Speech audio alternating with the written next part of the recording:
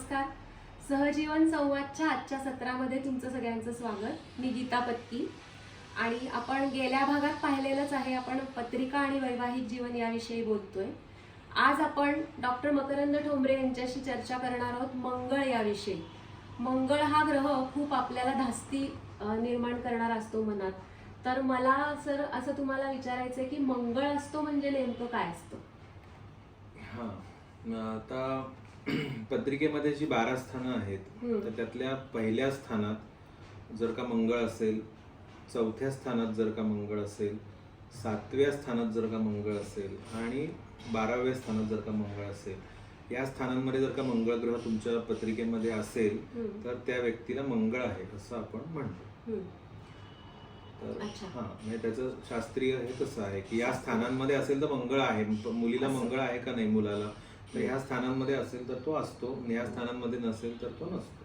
आणि मग असं प्रत्येक स्थानामध्ये असलेल्या मंगळाचा त्या व्यक्तीच्या वैवाहिक जीवनावर काय परिणाम होऊ शकतो? नाही, प्रत्येक स्थानामध्ये असलेल्या मंगळाचा वैवाहिक जीवनावर परिणाम नाही होणार. ही मुद्दाम ही जी 1, 4, 7, 8 आणि 12 ही जी स्थानं आहेत या स्थानांमध्येच, कारण ही स्थानं वैवाहिक जीवनाशी निगडीत अशी स्थानं आहेत. पहिलं जे स्थान आहे ते तुमचं व्यक्तिमत्व आणि स्वभाव ठरवणारं स्थान आहे. चौथं जे स्थान आहे पत्रिकेतलं ते तुमचं घर आहे किंवा घरातलं वातावरण म्हणा किंवा त्या व्यक्तीचं बाय हार्ट ती कशी आहे, ते हृदयाचं पण स्थान आहे. तर त्यामुळे तिथे मंगळाला महत्व आहे. 7वं स्थान हे तुमच्या लाईफ पार्टनरचं स्थान आहे, नवरा किंवा बायकोचं, त्यामुळे 7वं स्थान महत्वाचं आहे. 8वं स्थान आहे ते तुमच्या सासूरवाडीचं स्थान आहे, त्यामुळे 8व्या स्थानातला मंगळाचा विचार केलेला आहे. आणि 12वं जे स्थान आहे हे तुमचं सेक्स लाईफ जे आहे ते आम्ही 12व्या स्थानावरून पाहत असतो. सो मॅरेजमध्ये त्या गोष्टीलाही अनन्यसाधारण महत्व आहे, त्यामुळे 12व्या स्थानातला मंगळ. तर अशी ही स्थानं आहेत आणि त्याच्यातला तो मंगळ असं ते आपल्याकडे हे केलं जातं. परंतु पत्रिकेतल्या प्रत्येक स्थानामध्ये असलेल्या मंगळाचा त्या व्यक्तीवर परिणाम होणार नाही, पण या स्थानांमध्ये मंगळ असेल तर नक्कीच परिणाम होऊ शकतो. आता त्याच्यात एक सांगावंसं मला असं वाटतं की मंगळ असण्याचे अनेक परमिटेशन्स, कॉम्बिनेशन्स आहेत, अनेक प्रकार आहेत. मंगळ हा पुरुष प्रधान ग्रह आहे आणि तो त्याच्या स्वतःच्या राशींमध्ये खूप स्ट्रॉंग असतो. तो चांगला माहिती, त्याला त्याची स्ट्रेंथ खूप चांगली असते. त्यामुळे मंगळ असणं, मंगळ स्ट्रॉंग असणं, मंगळ निर्बली असणं किंवा मंगळ सौम्य असणं, ह्या सगळ्यामध्ये फरक असतो. आणि प्रत्येकच मंगळ काही म्हणजे तो निर्बली असेल तर त्याची फळं वेगळी असतात, तो त्याच्या राशीत स्ट्रॉंग असेल तर त्याची फळं वेगळी असतात. आणि फक्त मंगळावर वैवाहिक सौख्य अवलंबून नाहीये, परंतु मंगळ हा नवरा म्हणजे पुरुष प्रधान ग्रह आहे. तो स्त्रीच्या पत्रिकेत मंगळ आणि पुरुषाच्या पत्रिकेत शुक्र म्हणजे त्याची पत्नी, असा विचार ज्योतिषशास्त्रामध्ये केलेला आहे. त्यामुळे मंगळाला, विशेषतः मुलीच्या पत्रिकेतल्या मंगळाला जास्त महत्व आहे मॅरिड लाईफ मध्ये, असं आहे. मग मला आता असं विचारायचं की मग मंगळ असलेल्या व्यक्तीने मंगळ असलेल्या व्यक्तीशीच लग्न करायला लागतं का? नाही, असं म्हणजे शास्त्रामध्ये असं एक तो थंब रूल झाल्यासारखं आहे की तसं केलेलं चांगलं, म्हणजे ते दोष निवारण त्याचं होऊ शकतं असं एक मानलं गेलेलं आहे. परंतु प्रॅक्टिकल लाईफ मध्ये अशा शेकडो हजारो पत्रिकांचा अभ्यास केल्यावर असं लक्षात येतं की असं काही नाहीये. मंगळ नसलेल्या व्यक्तीशी लग्न केलेलं सुद्धा ती लग्न टिकतात. फक्त मी म्हणलं की त्या तुमच्या पत्रिकेतल्या मंगळाचं मूल्यमापन आणि त्या माणसाच्या आयुष्यातलं वैवाहिक जीवनाचं हे कसं आहे याचं गणित नीट मांडलं पाहिजे आणि त्याचा तुलनात्मकरित्या सारासार विचार करून अभ्यास केला पाहिजे. किंवा मुलींच्या पत्रिका बघताना त्यांचे वैवाहिक जीवनासाठी जे महत्वाचे ग्रह आहेत ते चांगले असतील तर फक्त मंगळामुळे काही प्रॉब्लेम येईल असं पण नाही. पण मंगळ हा थोडासा एक अग्रेसिव्ह प्लॅनेट आहे. तो भांडणं होणं किंवा इगो, स्टबर्ननेस किंवा ह्या दृष्टीने तो महत्वाचा ठरू शकतो. किंवा मुलीच्या पत्रिकेतला मंगळ आणि त्याची स्थिती किंवा त्याचं स्थान हे तिच्या नवऱ्याविषयी खूप काही सांगून जातं. पण परत तेच आहे की नुसत्या एकट्या मंगळामध्ये ती ताकद आहे का की सगळं म्हणजे सगळ्या गोष्टींची प्रॉब्लेम क्रिएट करणं किंवा असं नाहीये. तर त्या मंगळाच्या अंशात्मक योगात काही ग्रह येतात, म्हणजे पापग्रहच येतात. मंगळ हा पापग्रह आहे म्हणजे शुभग्रह आणि पापग्रह असं ज्योतिषशास्त्रात विभाजन केलेलं आहे. तर मंगळ समजा पापग्रहांच्या युतीत असेल, प्रतियोगात असेल, अपोजिशन मध्ये असेल किंवा केंद्र योगात असेल, 90 डिग्रीज मध्ये असेल, तर त्यांनी त्याचं कारकत्व बिघडतं मंगळाचं. तर त्यामुळे आपण असं एक जनरल स्टेटमेंट नाही करू शकत की मंगळ चांगला मंगळ वाईट. तर मंगळाची पत्रिकेतली स्थिती बऱ्याच अँगलनी तपासून पाहावी लागते आणि त्यानंतरच आपण ठरवू शकतो की तो मंगळ त्या व्यक्तीच्या वैवाहिक जीवनामध्ये किती महत्वाचा आहे. आता मग ज्या व्यक्तीला मंगळ असेल तिच्यातला तो मंगळ दोष दूर करण्यासाठी त्या व्यक्तीने काय करायला हवं?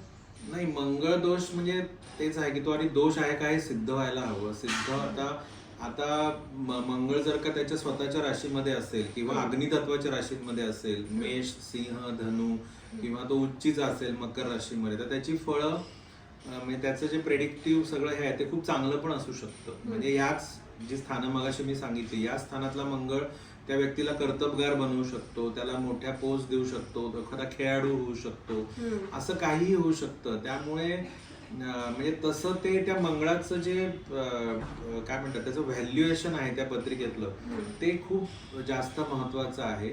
आणि तो दोष असेलच असं नाही, कदाचित असं असू शकतं की तो मंगळ त्याला करिअरमध्ये खूप चांगला ठरतोय पण मॅरिड लाईफ मध्ये त्याला तो त्रासदायक ठरतोय. तर आम्ही जेव्हा पत्रिका जुळवतो तेव्हा हेच बघत असतो की त्या एकमेकांना पूरक आहेत का त्यांचे ग्रहमान, किंवा ऍटलिस्ट फार पूरक नसले तरी एकमेकांचं कारकत्व बिघडवणारे तर नाही आहेत ना. त्याच्यामुळे तो मंगळ दोष असं म्हणण्यापेक्षा त्या मंगळाचे काही इफेक्ट्स असतील तर ते त्या व्यक्तीला थोडं काउन्सिलिंग करून समजावून सांगितलं ना की बाबा रे, तुला समोरच्या व्यक्तीला 5 वेळा राग येतो, तुला 50 वेळा येतो. रागाच्या भरात तुला वस्तू फेकाव्याशा वाटतात किंवा तुला समोरच्या व्यक्तीला काहीतरी करावं असं वाटतं. तर त्यासाठी थेरपी असते, काउन्सिलिंग असतं. पण आपण ते समजून घेतलं पाहिजे त्या व्यक्तीने की माझ्या पत्रिकेतले कुठले ग्रह मला, कुठले गुण माझ्या व्यक्तिमत्वात त्यांनी येत आहेत. तर ते जर का आपण त्या आपल्याकडे येणाऱ्या लोकांना नीट समजावून सांगितलं की बाबा रे, तुला राग ह्या गोष्टीमुळे येतोय किंवा ह्या 2 ग्रहांच्या ह्याच्यामुळे तुझी कॉम्प्रोमाइज करायची तयारी नाहीये वगैरे वगैरे, तर मला असं वाटतं की लोकांना माहिती नसतं, अवेअरनेस नसतो, त्यामुळे ऍक्सेप्टन्स नसतो आणि त्याच्यामुळे ते काहीतरी उटपटांग गोष्टी बोलत असतात आणि काहीतरी चुकीचे निर्णय तर अगदी हमखास घेतात किंवा अपुऱ्या ज्ञानावर निर्णय घेताना दिसतात. त्यामुळे तो दोष असेल तेवढा तीव्र तर तो त्या व्यक्तीला समजावून सांगू शकता तुम्ही आधीच की बाबा रे, या ठिकाणी तुझं थोडंसं दिसतंय असं असं, तर मग लग्न ठरवताना पत्रिका नीट बघून कर, किंवा तुझ्या पत्रिकेत जे दोष आहेत ते समोरच्या व्यक्तीच्या पत्रिकेत ते कॉम्प्लिमेंटरी कसे होतील ते आम्ही बघत असतो. म्हणजे एकाच प्रकारचे प्लॅनेट्स 2 व्यक्तींच्या म्हणजे नवरा बायकोंच्या पत्रिकेत खराब असतील तर मग ते सुख त्या घरात नांदतच नाही बऱ्याचदा किंवा त्याच्यामध्ये अडथळे येत असतात. सो ते दोष घालवण्यासाठी आता आपल्याकडे शास्त्रामध्ये उपासना सांगितल्यात किंवा हे केलंय.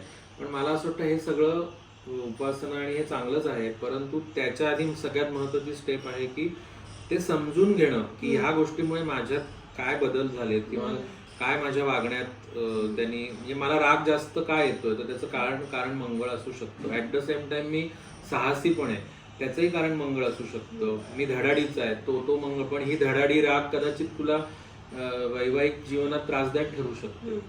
तर ते दोष असं त्याच्याकडे न पाहता त्याचं कारकत्व नीट समजावून घेतलं आणि प्रत्येक माणसाच्या पत्रिकेतला मंगळ वेगळा असणार आहे. प्रत्येक माणसाची पत्रिका सर्वार्थाने वेगळी असते, जसं आपल्या डीएनए प्रत्येकात तसंच असतं. त्यामुळे ते त्या व्यक्तीशी बोललं गेलं पाहिजे आणि त्याला त्याचं ज्योतिषांची पण ही जबाबदारी आहे की त्याचं कारकत्व लोकांना समजावून सांगितलं पाहिजे. आणि केवळ उपाय तोडगे आणि ह्याच्याकडे न जाता किंवा फक्त ते न करता हे जर का नीट समजून घेतलं तर आपल्याला स्वतःमध्ये बदल करता येतो. तर तो बदल करू शकलो आपण तर ते दोष किंवा त्याचे जे साईड इफेक्ट्स आहेत ते आपण कमी नक्कीच करू शकतो. नक्कीच. खूपच गोष्टी सर तुमच्यामुळे म्हणजे माझ्या पण क्लिअर झाल्या. खरं तर गैरसमज माझे क्लिअर झाले, तर प्रेक्षकांचेही नक्कीच झाले असतील. तर मंगळाबद्दल धास्ती बाळगण्याची गरज नाही एवढं तर मी तुम्हाला ठामपणे सांगू शकते. आणखी काही तुम्हाला याविषयी प्रश्न असतील तर आम्हाला जरूर संपर्क करा. आमचा संपर्क क्रमांक तुम्हाला दिलेला आहेच. पुन्हा भेटूयात पुढच्या भागात नवीन विषयासह. धन्यवाद. धन्यवाद. आयुष्याच्या कोणत्याही टप्प्यावर नातेसंबंधात काही अडचणी समस्या आल्या तर त्या सोडवण्यासाठी टीम सहजीवन कायम तुमच्याबरोबर असेल. हा व्हिडिओ तुम्हाला आवडला असेल तर लाईक करा, शेअर करा आणि आणखीही असे व्हिडिओज पाहण्यासाठी आमचा चॅनल नक्की सबस्क्राईब करा.